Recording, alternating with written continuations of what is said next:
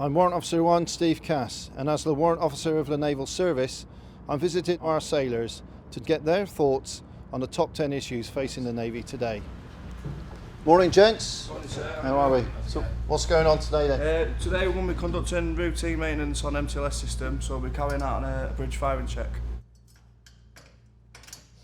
So when was the last time you was away on operations then? We've got back from Bolt Ops in July last year. Okay. How was that? Yeah, it was fantastic, so I really enjoyed it. We've got a lot of port visits out there. Where's the best run ashore? Of that deployment, I would probably say, they're all good, sir, to be They're honest all with you. Yeah. If I had to pick one, I'd say Kiel, because No. we was there for Kiel week. It was a sailing regatta, and that was really good. Okay. No such thing as a bad run ashore? Nah, not on that trip, no. Okay, good. Yeah. Looking forward to that kind of thing again, I should imagine. Yeah, definitely, yeah. Start clear, moving on the forward. So you're a Project Faraday product, are you? I take it? Yeah. Through training, it was a bit hit and miss because it was the new thing they were opening up. They didn't even finish it by the time we got onto our summative. It was like a month before they just tidied everything up. Right. Apparently they've sorted that now. It's just the information we need for our task book that we have to find out. So we're waiting for someone to get into contact with us because we spoke to quite a few people about it. We're just waiting on that information to actually get to us so we can get on with it.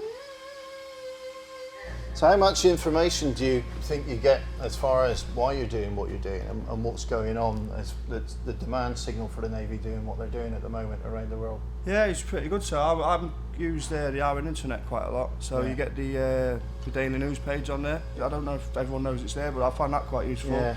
The command on board are pretty good at letting us know information as soon as they know. It's a challenge at all levels, particularly in any leadership level, to make sure people do know what the bigger picture stuff is, so it falls into place that we're not just doing this kind of stuff because we've got nothing better to do, that there's an output there, but all of these pieces come together. The individual commitment to the collective output is key on that.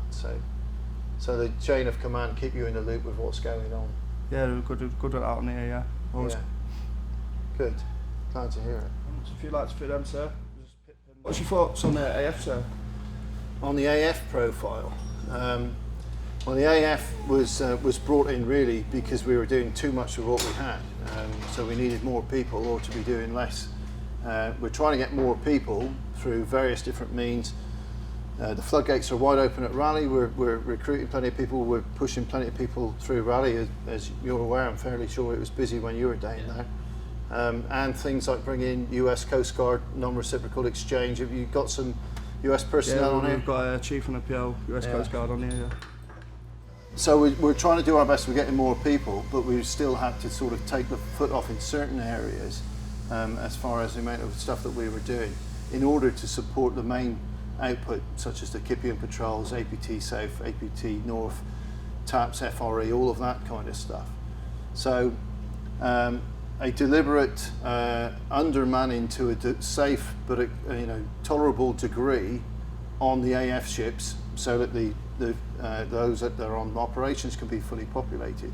So it's difficult. It's acknowledged that it's a difficult thing to go through.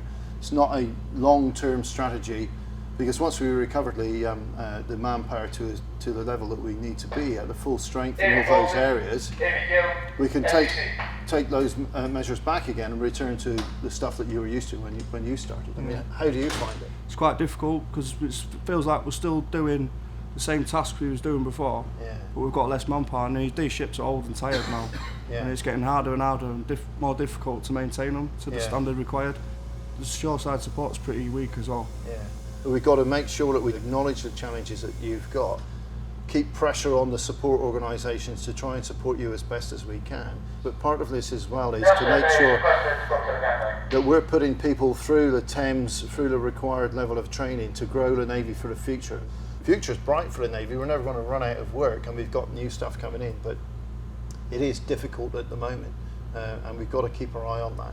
And you just got to kind of grit your teeth and realise that the bigger picture stuff, as difficult as this is, that it's supporting the front line. It's doing that whole protecting our nation's interest type stuff.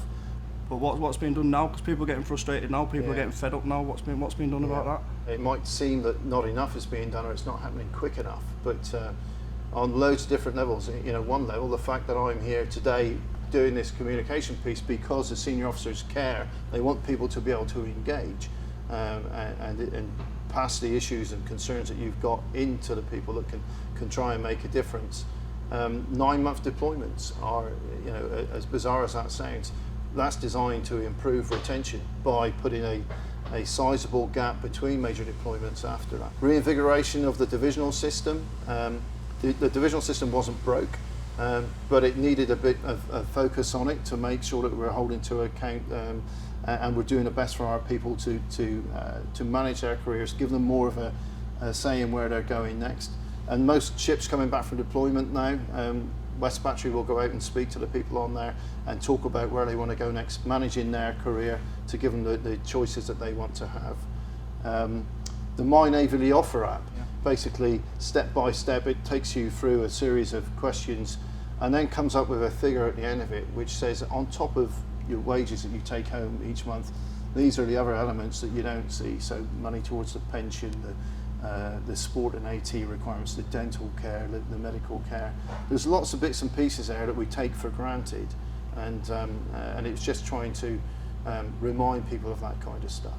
And last but not least is the need for us around the globe, what we're doing. Page 4 of the Navy News saying where we are at present, and the AF profile is crucial to supporting that frontline output for all 4 fighting arms. So as painful as this is at times, it won't last forever, and good leadership, good information flow, when people know what they're doing, why they're doing it, and we've got to work better at the support, like you say, to take the pressure off. That's the most frustrating part, is the support from alongside. All right, thanks very much. Thanks for helping out. Enjoyed that. Thanks very much for the points that you raised. They're all useful points, and keep doing what you're doing. And good luck with getting this sorted out later on. Thanks. Okay, thank you. Cheers. Cheers. Clearly it's not all doom and gloom out there, and clearly we're making progress in some areas, but there's more to do. Everyone has got a piece to say and everyone has got a part to play in how we take these matters forward.